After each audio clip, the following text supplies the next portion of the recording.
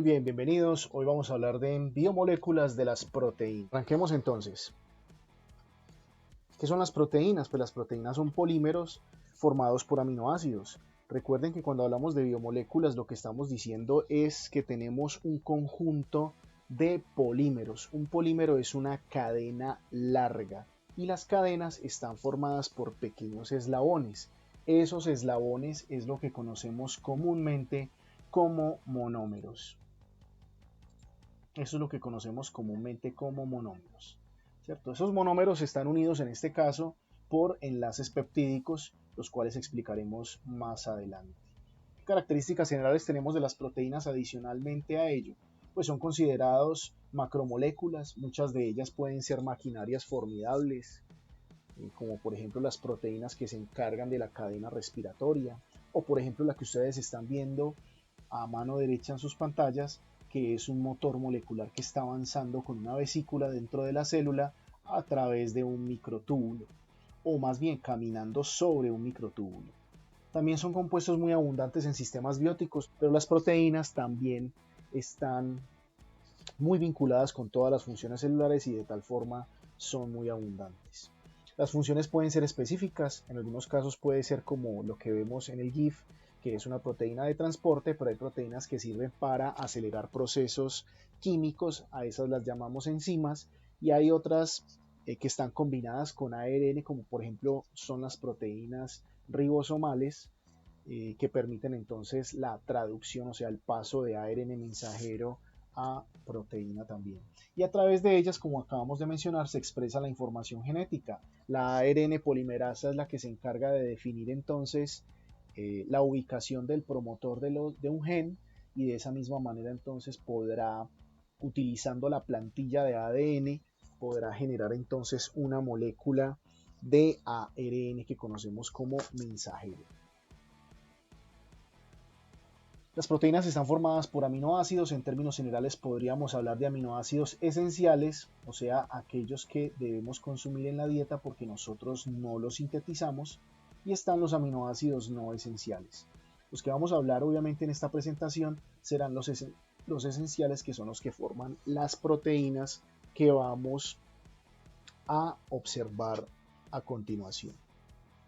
Muy bien, aquí tenemos los aminoácidos esenciales, los podemos clasificar de acuerdo con la fisicoquímica. Uno de los grupos es que son aminoácidos polares con carga.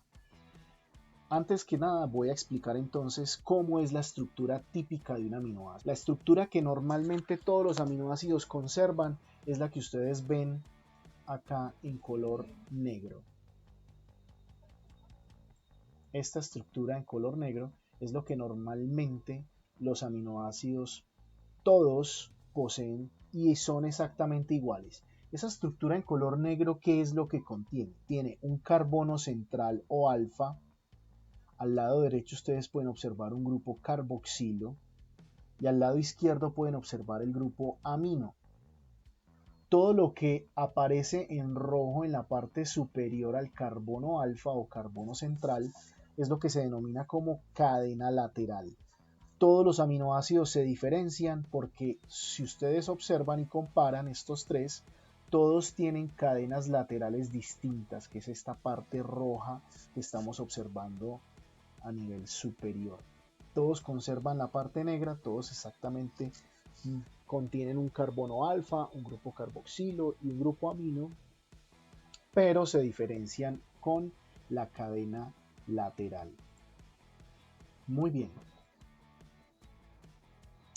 Y adicionalmente, para terminar entonces acá la explicación, los denominamos polares con carga porque en su cadena lateral normalmente tienen grupos funcionales que pueden ser hidrofílicos y unido a esto pueden tener entonces cargas eléctricas o electrostáticas. Como pueden observar entonces en la imagen, pues los carboxilos de estos dos aminoácidos tienen cargas negativas, los de la derecha tienen cargas positivas.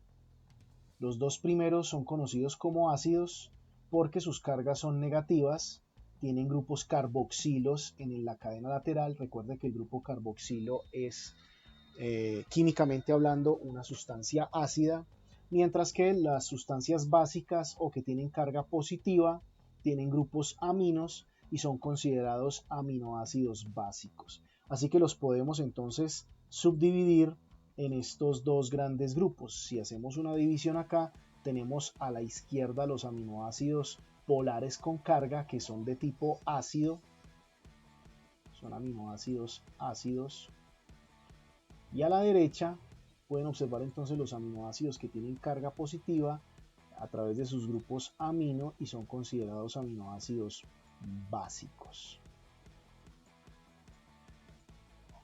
Pero miremos los que están en la segunda parte, que sería nuestro segundo grupo de aminoácidos.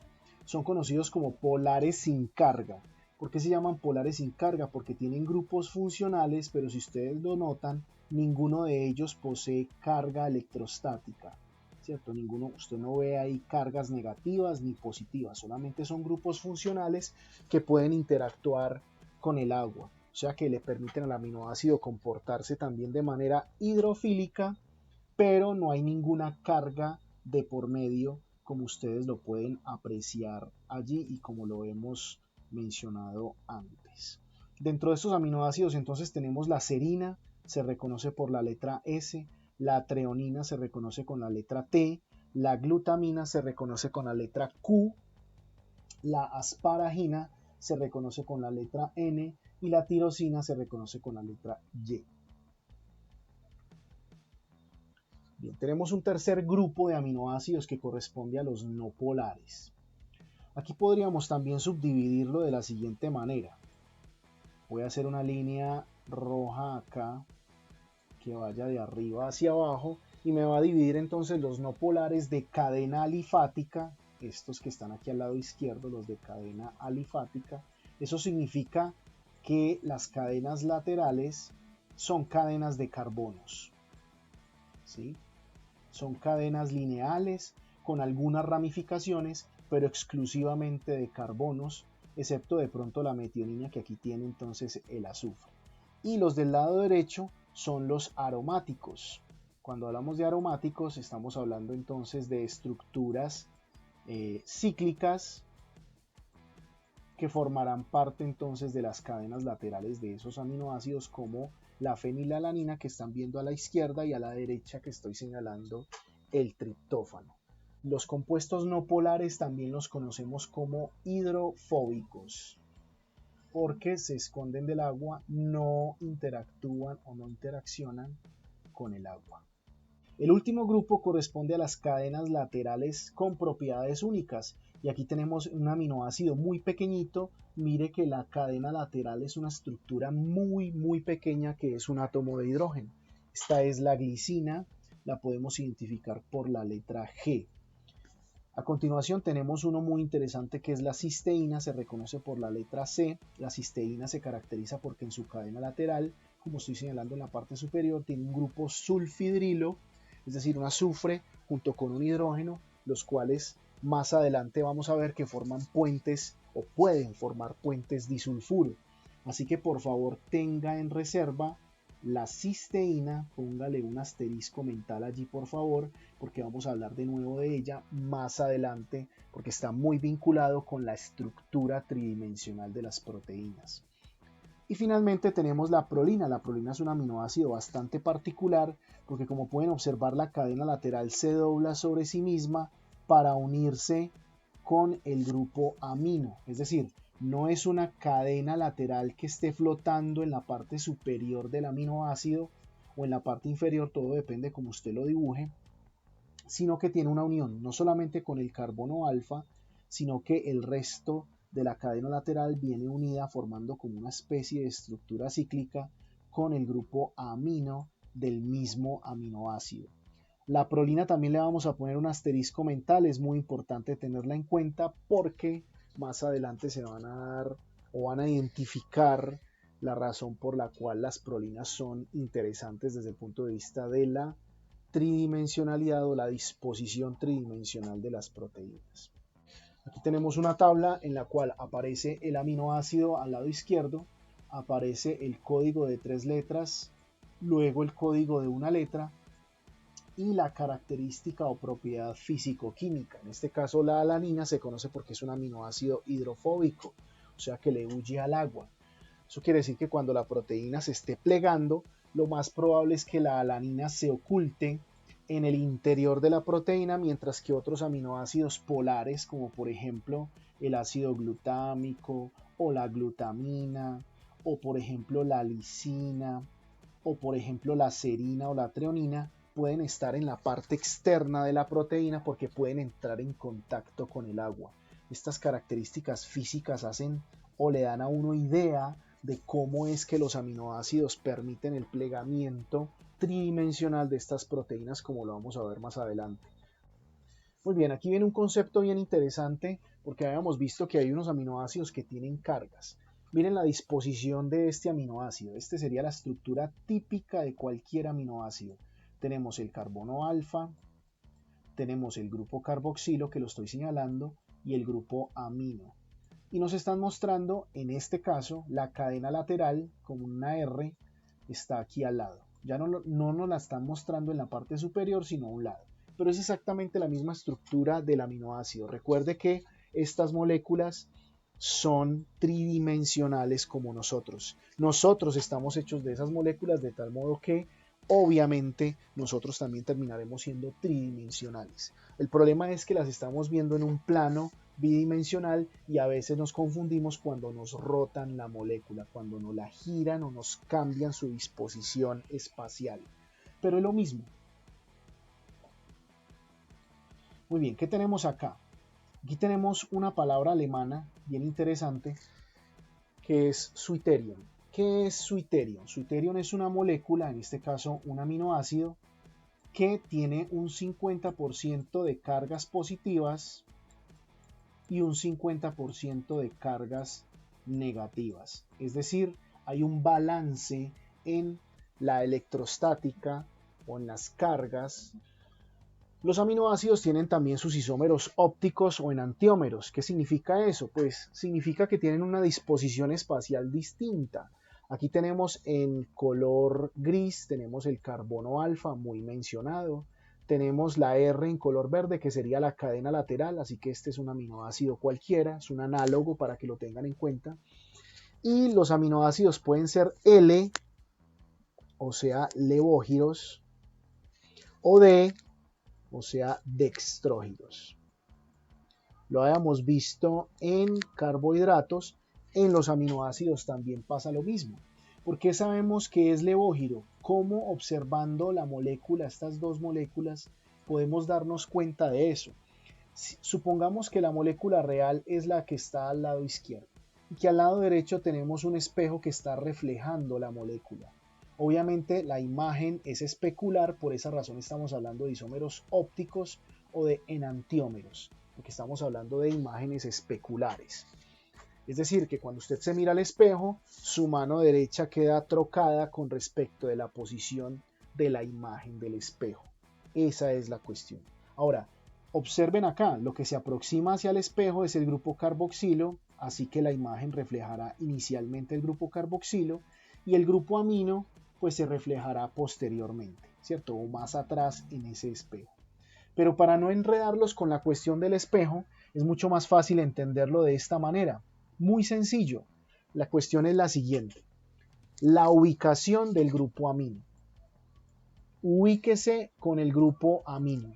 Recuerde que el levógiro significa que está a aquel lado, significa que está al lado izquierdo. Así que un truquine que le estoy aquí regalando es que cuando el grupo amino esté al lado izquierdo de la molécula que usted está observando en pantalla, el aminoácido es L, levógiro. Si el grupo amino está a la derecha, recuerde que la D significa dextrógiro, dextrógiro significa que gira hacia la derecha. Pero para que usted lo reconozca entonces en una imagen bidimensional como esta, pues observe en qué posición se encuentra en este caso el grupo amino. Bien, hay algo adicional que modifica la carga de los aminoácidos y es lo que llamamos el pK. Pero el pK, ¿cómo se logra? Se logra gracias al pH. En palabras bien sencillas, dependiendo del pH del entorno, puede cambiar la carga eléctrica de los aminoácidos. Y eso tiene alguna implicación funcional, por supuesto. Si usted va a ver bioquímica o si ya ha visto bioquímica, sabrá, obviamente, que cada enzima funciona a un pH definido, muy definido. Y ese pH es el que permite que los aminoácidos o las cadenas laterales de los aminoácidos puedan tener ciertas cargas para que la enzima pueda funcionar. Por esa razón es importante entender este episodio que estamos mencionando acá sobre el ambiente químico y el pH, cómo puede afectar las cargas de los aminoácidos. Vamos a mirarlo con un poquitico de más detalle. Recordemos un poco la escala de pH. Recuerden que la escala de pH es una escala logarítmica en base 10 que va de 0 a 14. Es muy importante tener eso en cuenta. Va de 0 a 14. Que normalmente la escala de pH se define gracias a la disociación de una molécula muy simple como el agua.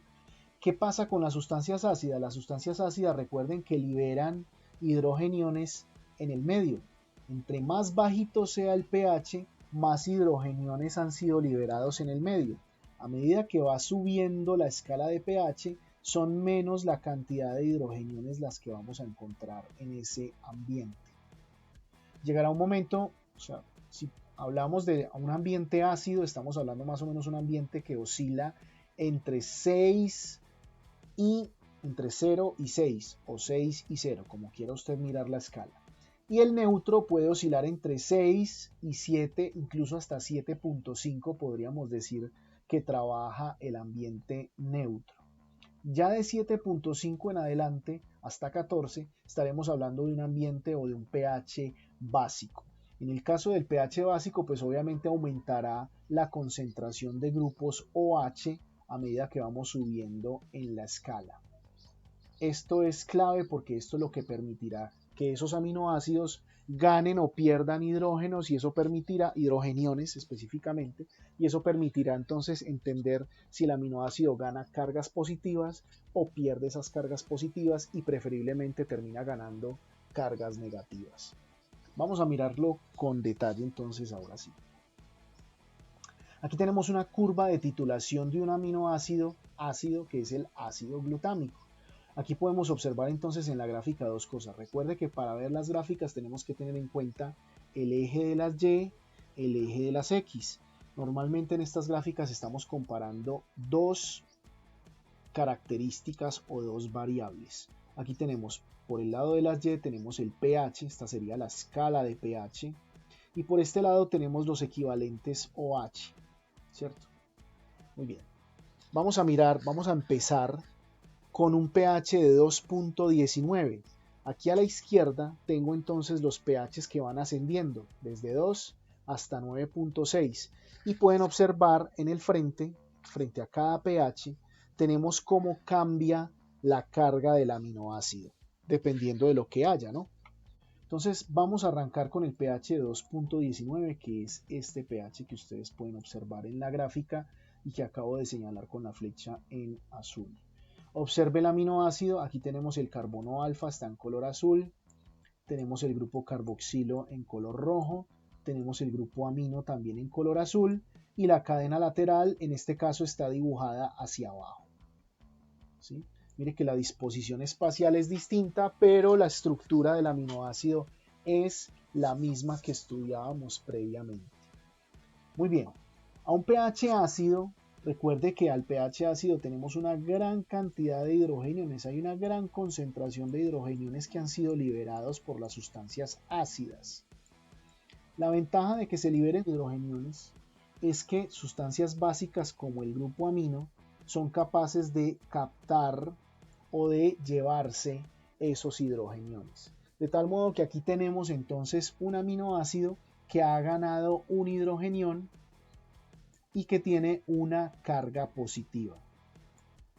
Voy a quitar todas estas líneas para que usted lo observe de una manera más sencilla. Mírelo acá, estamos viendo este aminoácido y en este caso el ácido glutámico todavía a un pH de 2.19 es capaz entonces de retener un protón en el grupo amino, de tal modo que la carga neta para este aminoácido es de +1.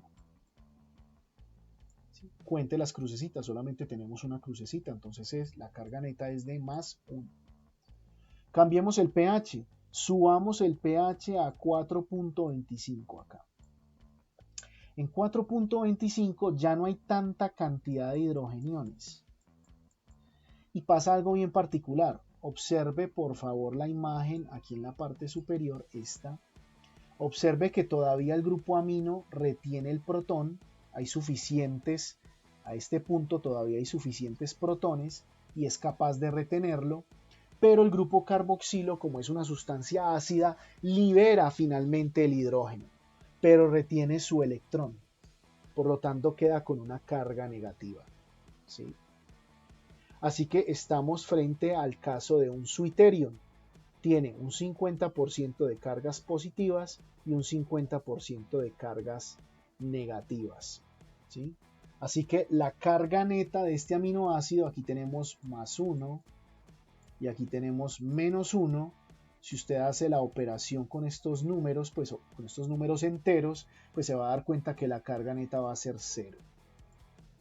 Estamos hablando de un Zwitterion y este podría ser entonces lo que se denomina también como el punto isoeléctrico del aminoácido. Iso significa igual, o sea que tenemos dos cargas eléctricas exactamente iguales que se anulan y obviamente por eso la carga neta del aminoácido será de 0.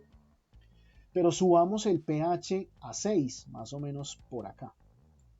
Por acá tendríamos un pH de 6 y miremos cómo afecta ese pH el aminoácido. Recuerde que el aminoácido llamado ácido glutámico no solamente tiene este grupo carboxilo, sino que también tiene el grupo carboxilo de la cadena lateral. Y mire lo que va a pasar en este caso. Voy a hacer la ampliación allá.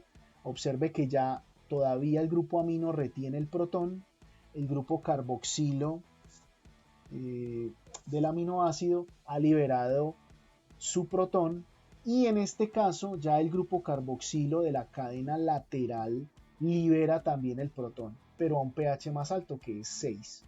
Recuerde que 6 ya sería muy cercano al neutro, así que tenemos ya una carga positiva, +1, tenemos por acá una carga negativa, -1, y aquí tenemos otra carga negativa, -1. Entonces cuando usted hace la operación, tenemos +1 por aquí, -1 por aquí y -1 por aquí. Cancelamos estos dos y la carga neta en este caso para un pH de 6 será de -1. Ahí tenemos la carga neta del aminoácido a un pH de 6. Subamos un poquito más el pH, pongamos un pH ya básico de 9.67. Vamos a ir hasta arriba y ustedes van a notar algo que acaba de pasar aquí. Mire, en el pH de 6 todavía el grupo amino retiene el protón, pero ya un pH de 9, recuerden que el pH de 9, me voy a devolver, cuando los pHs están por acá arriba, tenemos una gran cantidad de grupos hidroxilos. Eso hace que el oxígeno pueda robarse los protones que tengan las moléculas, ¿cierto? Recuerde aquello que vimos de la electronegatividad del oxígeno. Entonces, obviamente el grupo amino no es capaz de retener el protón, pierde el protón, al perder el protón se pierde la carga, así que quedan ceros. Y todavía tenemos cargas, las dos cargas negativas en los grupos carboxilo, en los grupos ácidos. Entonces, a un pH de 9 tendríamos una carga de -1 y de -1, por lo tanto la carga neta será de -2. Así que observe, esta columna que acabo de fabricar acá corresponde entonces a la carga neta del aminoácido dependiendo del pH. Vamos a mirar otra curva de titulación. Esta vez vamos a ver un aminoácido que no es ácido. Vamos a mirar un aminoácido básico como la histidina. Aquí tenemos la estructura del aminoácido, acá tenemos entonces el pH o los diferentes pHs a los cuales vamos a trabajar con este aminoácido. Tenemos un pH cercano a 2, miremoslo acá, aquí lo puse como 2 literalmente. Aquí tenemos el carbono alfa del aminoácido, Al lado derecho tenemos el grupo carboxilo, al lado izquierdo tenemos el grupo amino y por encima del carbono alfa todo esto corresponde a la cadena lateral.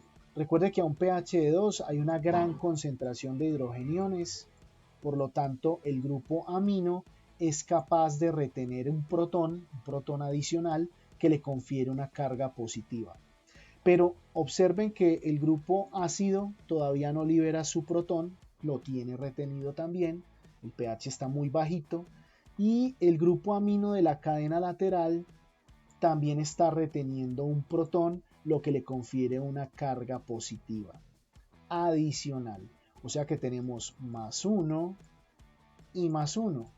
Por lo tanto, la carga neta para la histidina a un pH de 2 es una carga de más 2. Sumando obviamente estos dos números enteros. ¿Sí? Cambiemos el pH, subámoslo un poquito, pongámoslo más o menos por acá a un pH de 3 aproximadamente. A un pH de 3 ya el grupo carboxilo, como pueden observar acá,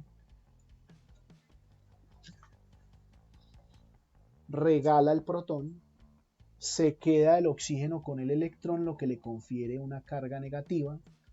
Todavía a este pH todavía los grupos amino retienen sus protones, los retienen con sus cargas positivas adicionales que ya hemos visto anteriormente. O sea que tendremos por acá más 1, tenemos otro más 1 y tenemos un menos 1. Cancelamos estos dos, por lo tanto la carga neta a un pH de 3 para la histidina es de más 1. Mire cómo ya van cambiando. Ahorita lo comparamos con el otro aminoácido para que se den cuenta cómo cambian las cargas dependiendo de la característica de cada aminoácido.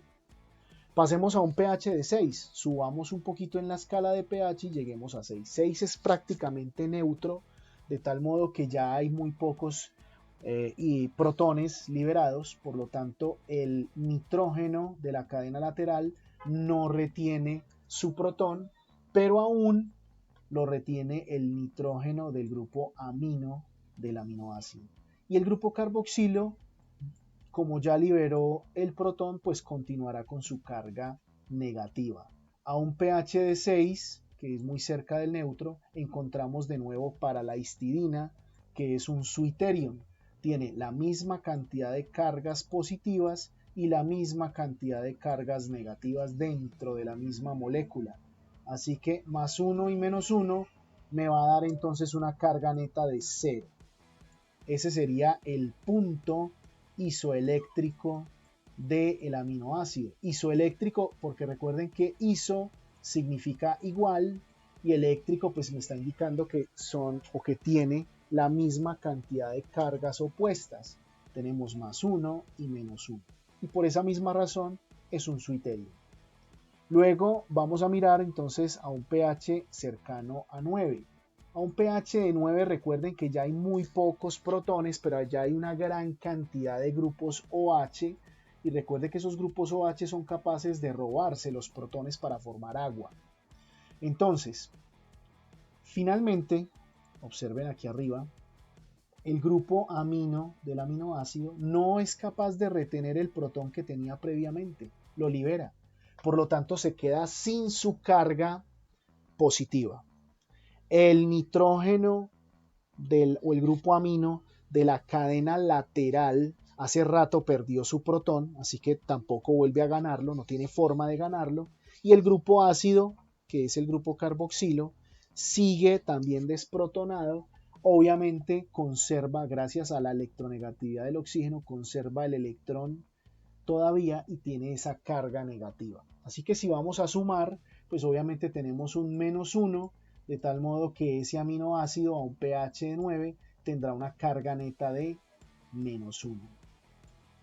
Recuerde que este aminoácido es un aminoácido básico, mientras que el anterior que estábamos analizando, el ácido glutámico, es un aminoácido ácido.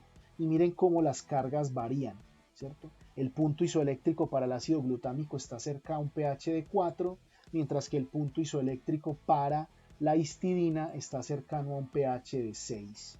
Bien, una vez visto esta sección sobre el pH y cómo modifica la carga del aminoácido, entremos entonces en materia con los péptidos. ¿Qué es un péptido? Pues un péptido es la unión de aminoácidos. Así que normalmente conocemos como péptidos aquellas cadenas de aminoácidos que pueden tener entre 2 o más aminoácidos. ¿Cómo los podemos considerar? Observe, cuando se unen entonces dos aminoácidos, a eso lo llamaremos un dipéptido. Recuerde que el prefijo di me está indicando 2. En este caso son 2 aminoácidos. Si se unen 3 aminoácidos, lo consideraremos un tripéptido. Obviamente el prefijo nos está indicando la cantidad de aminoácidos que se están uniendo. Ahora, si tenemos una cadena corta entre 4 y 10 aminoácidos, tendremos un oligopéptido. El prefijo oligo significa pequeño, en este caso para nosotros pequeño podría ser entonces una cadena entre 4 y 10 aminoácidos. Podríamos también considerar un polipéptido aquellas cadenas que son entre 11 y 100 aminoácidos, y por encima de los 100 aminoácidos podríamos ya considerar una proteína. Muy bien, aquí tenemos el ejemplo de la oxitocina, está la estructura en 3D de la oxitocina, estas estructuras que ven sobresaliendo de la cadena, digámoslo así, del oligopéptido corresponden a las cadenas laterales de los aminoácidos. Obviamente aquí no podemos todavía identificar, el más fácil de identificar es esta es la tirosina, con toda seguridad es la tirosina, y este probablemente sea un ácido glutámico. Es muy probable que sea un ácido glutámico, habría que entrar entonces a mirar y a observar qué pasa acá. Este probablemente sea una prolina, ahí los va reconociendo uno dependiendo de las cadenas laterales. Pero bien, no me interesa por ahora definir cada aminoácido. Lo que me interesa es que se den cuenta que esto es un péptido, es muy pequeño, tiene 9 aminoácidos, pero miren la capacidad tan grande a nivel funcional. Lo que hace entonces es contraer o estimular la contracción de la musculatura lisa a nivel uterino, lo que conocemos entonces como miometrio, con el fin de que se pueda generar la labor de parto. E igualmente contrae la musculatura lisa de los conductos de la glándula mamaria con el fin de permitir la secreción de la leche. Bien, ahora sí miremos cómo se enlaza un aminoácido con otro para producir el famoso enlace peptídico. Aquí tenemos nuestro aminoácido número 1 al lado izquierdo, observe el carbono alfa, al lado derecho en rojo está el grupo carboxilo, al lado izquierdo en verde está el grupo amino, por encima del carbono alfa la R me está representando la cadena lateral. Y este es el aminoácido número 2, tenemos exactamente lo mismo, nuestro carbono alfa central, a la derecha tendremos el grupo carboxilo, en este caso nos lo están poniendo en color verde, y a la izquierda tenemos el grupo amino. Observe que el enlace siempre se da entre el grupo carboxilo del primer aminoácido, míralo acá, se lo estoy mostrando acá, el grupo carboxilo del primer aminoácido, y el grupo amino del aminoácido subsiguiente.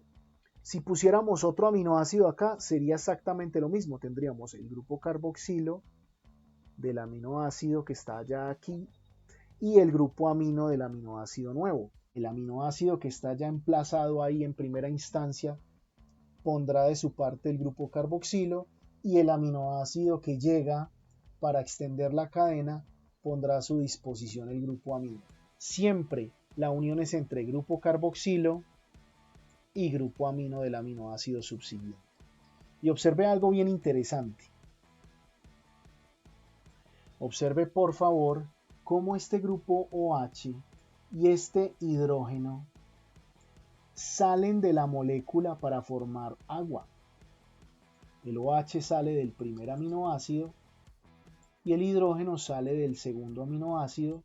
Ambos me van a formar agua. Recuerden que el agua se me forma, esta sería la disociación del agua, aquí tendríamos entonces que el agua se me forma gracias a la unión entre un protón y un radical OH. Esta unión es la que me permite formar esto. Si usted pone este OH, mire este OH donde está ubicado acá, y este protón o este hidrógeno, pues, o este hidrógeno estaría ubicado acá. La salida de ellos dos entonces me forman una molécula de agua. De tal modo que queda disponible el carbono carbonilo, o sea, este que estoy señalando acá. ¿Por qué reconozco que es un carbono carbonilo? Porque es un carbono que tiene un doble enlace con el oxígeno. Ese carbono carbonilo me queda disponible para unirse entonces con el nitrógeno del grupo amino. Y mire la unión acá. Esta es la unión que se forma. Esto es lo que conocemos, lo que está señalando la flecha allí. Voy a hacer el acercamiento. Este enlace que está señalando las flechas en color morado se conoce como el enlace peptídico. Ese es el famoso enlace peptídico. Los enlaces covalentes simples pueden hacer este giro, pueden girar sobre sí mismos. Así que el carbono puede estar girando completamente, ¿cierto? Por eso a veces la molécula nos la dibujan con el grupo R hacia abajo y con el hidrógeno hacia arriba, ¿cierto? Esa sería la razón por la cual vemos moléculas en distintas direcciones. Miren que las moléculas aparentemente son muy estáticas, pero debido a este giro del enlace covalente sencillo, pues esas moléculas pueden obviamente cambiar sus posiciones y aparentemente generar otro tipo de estructuras, pero siguen siendo la misma estructura, simplemente ha cambiado de posición debido al giro. Pero hay algo impactante en el enlace peptídico, que es este. El enlace peptídico es todo esto que estoy señalando acá. Este es el enlace peptídico. Ese enlace tiene una particularidad. A pesar de ser un enlace sencillo, se comporta como un enlace doble. Los enlaces sencillos pueden girar, los enlaces dobles no pueden girar, no pueden hacer este tipo de giros. La pregunta es, ¿por qué razón, a pesar de ser un enlace sencillo, este que vemos acá, que está señalando la manito, por qué a pesar de ello, ese enlace no gira? Bueno, la respuesta es la siguiente. Por lo menos una forma sencilla de entender la respuesta es lo que voy a explicar acá. Supongamos que aquí tenemos cada átomo tiene a su alrededor los electrones que están girando sobre el núcleo atómico. Lo mismo para el carbono, tendrá su núcleo acá y tendremos entonces los electrones girando alrededor de este átomo. Lo mismo para el nitrógeno, tendrá los electrones girando alrededor de su núcleo. Y como ya saben, el hidrógeno tiene su único electrón girando alrededor del núcleo. Recuerden que el oxígeno es muy electronegativo, lo que arrastra electrones, tiene tanta fuerza, tiene tanta personalidad, si usted lo quiere ver de esa manera, el oxígeno, que arrastra todos los electrones los arrastra con su fuerza para que puedan rotar alrededor de sí mismo, o sea, alrededor del oxígeno. Esa es la fuerza que tiene el oxígeno. Es capaz de deslocalizar de esos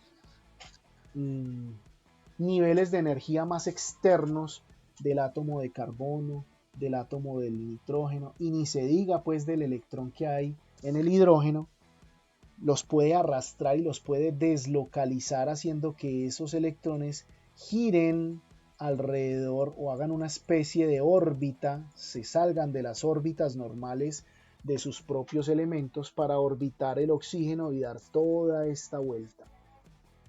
Ese proceso es una deslocalización de los electrones y esa deslocalización hace que el enlace sencillo, el enlace peptídico sencillo, se comporte como si fuera un enlace doble. Es un enlace sencillo, pero se comporta como si fuera un enlace doble. O sea que es el único enlace que no gira. Es el único enlace sencillo que no gira. En las amidas, recuerde que esto también es un grupo funcional, que es una amida. Cuando se une un carbonilo con un grupo amino, pues tenemos una amida. En las amidas sucede eso. Ese enlace no gira. debido a lo que ya expliqué, a la delocalización o deslocalización de los electrones de los demás átomos que son atraídos fuertemente por el más electronegativo de todos acá, que es el oxígeno. Bien, por esa razón tenemos esta imagen. Observe aquí el grupo carbonilo, observe el grupo amino. Eso significa que todo esto es el enlace peptídico. Este enlace sencillo no gira, no es capaz de girar ese enlace sencillo, mientras que los de los lados sí giran. ¿Sí? Son enlaces entre carbono-carbono en este caso, y aquí tenemos un enlace entre carbono y nitrógeno. El enlace de la izquierda se conoce, o cuando digamos miden los ángulos que permiten esos giros, esos ángulos se conocen con el nombre o con la letra psi, PSI. Esa letra griega que ustedes ven ahí es la letra psi, que parece pues como un tridente. Y a la derecha, este enlace formará unos ángulos, obviamente, y esos ángulos corresponden entonces a la letra griega phi. Esta sería la letra phi. Por supuesto, ya con esta información, un biofísico de la India, de apellido Ramachandran, entonces se dio la pela y que dijo, bueno, vamos a mirar, vamos a observar cuáles son los giros, los ángulos que la naturaleza le permite hacer normalmente a las proteínas, para que esas proteínas se puedan doblar sobre sí mismas, se puedan plegar sobre sí mismas. Cuando digo plegar, haga de cuenta que usted tiene una hoja y que esa hoja usted la va a doblar para formar figuras, por ejemplo, un avión de papel, ¿cierto? Si yo tengo la hoja totalmente plana, sin ningún doblez, sin ningún plegamiento, pues la hoja no me va a cumplir ninguna función. Pero si yo comienzo a doblar las esquinas de la hoja y formo un pequeño avión de papel, pues ese avión de papel haga de cuenta que es la proteína que se ha plegado correctamente y que va a cumplir con una función. En este caso la función será que el avioncito pueda planear, ¿cierto? Estoy haciendo una analogía para que se dé cuenta cómo es este cuento o cómo es esta situación con las proteínas. Muy bien, con esas torsiones de los ángulos phi, míralo acá, este sería el ángulo phi, y abajo tendríamos el ángulo, perdón, este es el ángulo psi, y aquí tendríamos en la parte inferior el ángulo phi.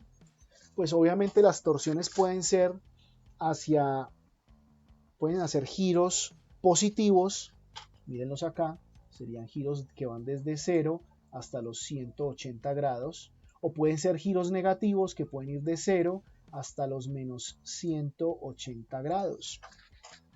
Lo mismo pasa en la parte inferior, pueden hacerse giros de 0 a 180, giros positivos, y de 0 a menos 180 cuando los giros son negativos. ¿Qué hizo Ramachandran entonces? Dijo, bueno, vamos a mirar, vamos a calcular esos ángulos, esas torsiones, y miremos a ver cuáles son los pliegues o cómo se puede doblar, cómo la naturaleza permite que las proteínas se puedan doblar. Entonces, tenemos tres grandes grupos. Mire, el primer grupo lo tenemos acá en la parte superior izquierda. Tenemos un segundo grupo acá en la parte central inferior y tenemos otro pequeño grupo en la parte derecha. ¿Sí?